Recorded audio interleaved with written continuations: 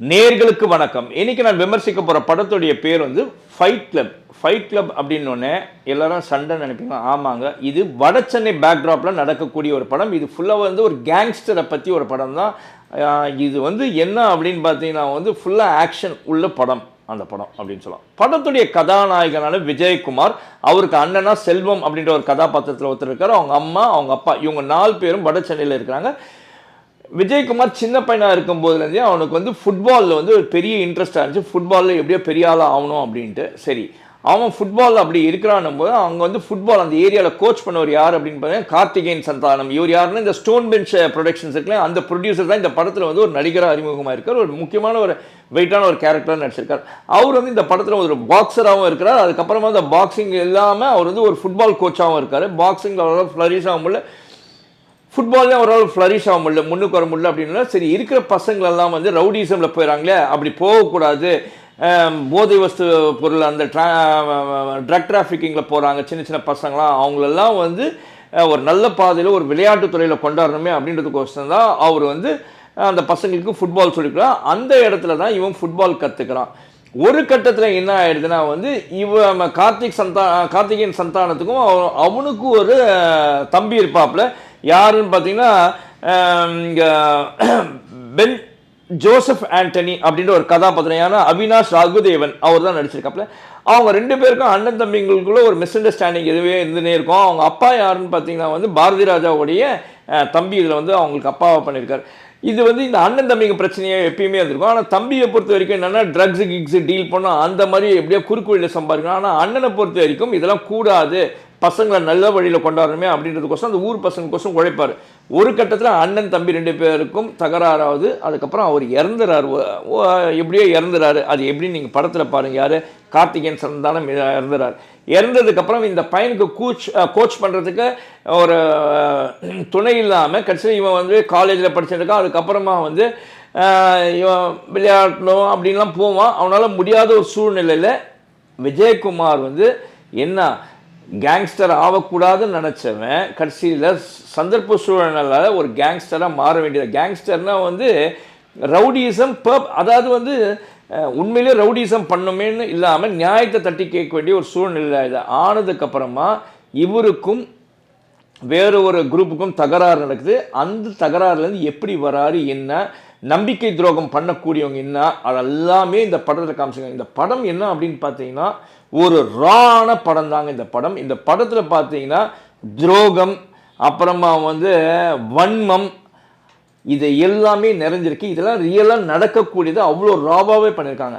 இந்த படம் வந்து என்ன ஒன்று சொல்லணும் அப்படின்னா முக்கியமாக சொல்ல வேண்டியது ஒரு படத்துக்குன்னா இந்த படத்துக்கு ஏ சர்டிஃபிகேட் கொடுத்துருக்காங்க. இந்த படம் வந்து சொசைட்டிக்கு தவறான ஒரு படம் இந்த ஃபைட் கிளப். ஏன்னா அதில் போதை வஸ்து பொருட்கள் இருக்குது, நிறைய யூசேஜ் ஆஃப் ட்ரக்ஸ் காட்டுறாங்க. அதே மாதிரி சின்ன சின்ன ஸ்கூல் பசங்கள்லாம் வந்து ட்ரக்ஸை டிராஃபிக்கிங் பண்ணாங்க, அதாவது போதைப் பொருட்கள்லாம் வந்து விற்கிறதுக்கு போகிறாங்க, எடுத்துகிட்டு போய் கொடுக்குற அந்த மாதிரி காட்சிகள்லாம் இருக்குது. இது வந்து உண்மையிலேயே சொசைட்டிக்கு தவறான படம்.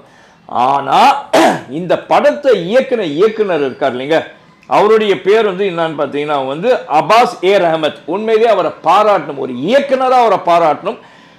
காரணம் என்ன அப்படின்னு சொன்னா அவ்வளோ அழகாக அவர் வந்து ஸ்க்ரீன் பிளே பண்ணியிருக்காரு. அது ஒரு ஒரிஜினல் நடக்கக்கூடியது பக்காவாக ஸ்க்ரீன் பிளே பண்ணியிருக்காரு, அதை எக்ஸிக்யூட்டும் பண்ணியிருக்காரு அவர் அப்படின்னு சொல்லலாம். டைரக்டோரியல் பார்ட்டில் அவரை பாராட்டணும். ஆனால் இந்த சப்ஜெக்ட்னும் போது உண்மையிலேயே இது சொசைட்டிக்கு ஒரு கேடான ஒரு படம் தான். இதில் படத்தில் நடித்தவங்க யாருன்னு பார்த்தீங்கன்னா விஜயகுமார் கதாநாயகன், அது இல்லாமல் மோனிஷா மோகன் மேனன் அவங்க தான் கதாநாயகி. அந்த படம் பாருங்கள், அந்த கதாநாயகியோட கேரக்டர் நான் வந்து சொல்ல தெரியல. உண்மையிலே அவங்களும் அவங்களுக்கு கொடுக்கப்பட்ட கதாபாத்திரத்துக்கு நல்லாவே பண்ணிருக்காங்க. விஜயகுமார் உண்மையிலே நடிப்பில் பர்ஃபெக்டாக பண்ணியிருக்காருங்க, அந்த கேரக்டருக்கு ஏற்ற மாதிரி பண்ணி. கார்த்திகேயன் சந்தானம் இதில் தான் வந்து ஒரு முக்கியமான ஒரு வெயிட்டான ஒரு கேரக்டர் பண்ணியிருக்காங்க. அந்த கேரக்டர் அவர் ஜஸ்டிஃபை பண்ணியிருக்காரு அப்படின்னு சொல்லலாம். சங்கர் தாஸ் அவர் வந்து கிருபா அப்படின்ற ஒரு வில்லன் கதாபாத்திரம் பண்ணியிருக்காரு. அவர் நிறைய படங்கள் பண்ணியிருக்காரு. இந்த படத்திலும் அவரோட கேரக்டரைசேஷன் பர்ஃபெக்டாக அமைஞ்சிருக்கு அப்படின்னு சொல்லலாம்.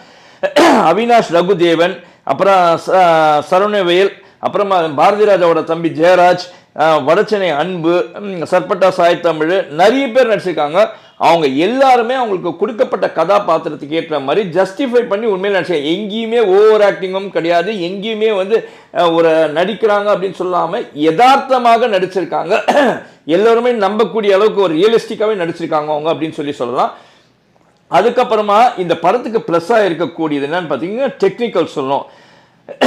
லியோன் பிரிட்டோ அவர் தான் இந்த படத்தோடைய சினிமாட்டோகிராஃபர். உண்மையில சினிமாட்டோகிராஃபியும் பெர்ஃபெக்டாக பண்ணியிருக்காருன்னு சொல்ல.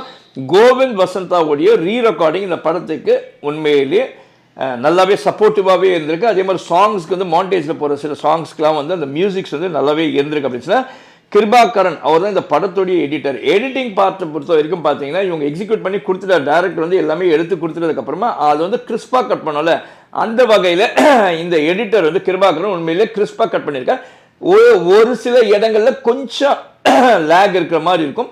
அதுலேயும் கொஞ்சம் கவனம் செலுத்தியிருந்தாலும் உண்மையிலே படம் இன்னும் கிறிஸ்பாகவே இருந்திருக்கும் அப்படின்னு சொல்லலாம். ஒட்டு மொத்தத்தில் இந்த படம் எல்லாருமே பார்க்கலாமான எல்லாருமேலாம் பார்க்குற படம்லாம் கிடையாது. ஏன்னா இது வந்து 18+ அடல்ட் ஓரியன்ட் ஃபிலிம். அதனால தான் இதில் ட்ரக் யூசேஜஸ் நிறையவே காமிச்சிருக்காங்க. ட்ரக் டிராஃபிக்கிங்கை பற்றி காமிச்சிருக்காங்க. அதாவது கொரியன் ஃபிலிம்ஸு, ஸ்பானிஷ் இந்த மாதிரிலாம் ரொம்ப படங்களை பார்க்கக்கூடியவர்கள் 18+ படங்களை விரும்பி பார்க்குறவங்க தமிழ் சினிமாலையும் இந்த மாதிரி எடுக்கலாம் அப்படின்னு சொல்லலாம். டெக்னிக்கல் அண்ட் ஆஸ்பெக்ட்ஸில் பார்த்தீங்கன்னா இந்த படம் வந்து உண்மையில ஸ்டோரியிலேருந்து எல்லாமே நல்லா பண்ணியிருக்காங்க. But it is a wrong film for the society அப்படின்றது மட்டும் நான் குறிப்பிட்டு சொல்ல வேண்டியதாக இருக்குது. மற்றபடி நீங்கள் போய் விருப்பம் இருந்தால் தியேட்டரில் போய் பாருங்கள், பார்க்கலாம். ஆனால் அங்கே இருக்கிற எந்த ஒரு தீய பழக்கங்களையும் கற்றுக்கொள்ளாதீர்கள். படமை படமாக மட்டும் பாருங்கள் அப்படின்னு ஒரு வேண்டுகோள் வச்சுட்டு இந்த திரைப்படத்திற்கு நான் கொடுக்கக்கூடிய மதிப்பீடு என்ன அப்படின்னு பார்த்தீங்கன்னா, நான் மதிப்பீடு கொடுக்க மாட்டேன். காரணம் என்ன அப்படின்னு பார்த்தீங்கன்னா, இது வந்து சொசைட்டிக்கு தவறான படம். என்னதான் வந்து டெக்னிக்கல் ஆஸ்பெக்ட்ஸு டைரக்டர் வந்து அவரோட ஒர்க்லாம் நல்லா பண்ணியிருந்தாலும் இதுக்கு என் மனசாட்சி பிரகாரமாக எந்த மார்க்கும் கொடுக்கக்கூடாது அப்படின்றது ஒரு காரணத்தினால அந்த திரைப்படத்துக்கு நான் எந்த ஒரு மதிப்பீடும் கொடுக்கல. இந்த நான் பேசின விமர்சனம் உங்களுக்கு பிடிச்சிருந்தா லைக் பண்ணுங்க, பிடிக்கலையா டிஸ்லைக் பண்ணுங்க. அதே சமயத்தில் உங்களுக்கு மனசு என்ன தோணுதோ அதை வந்து கீழே இருக்க கமெண்ட் பாக்ஸில் கமெண்ட் பண்ணுங்க அப்படின்னு ஒரு வேண்டுகோள் வச்சுட்டு உங்களிடமிருந்து விடைபெறுவது உங்களுடைய ஒற்றந்துரை. நன்றி, வணக்கம்.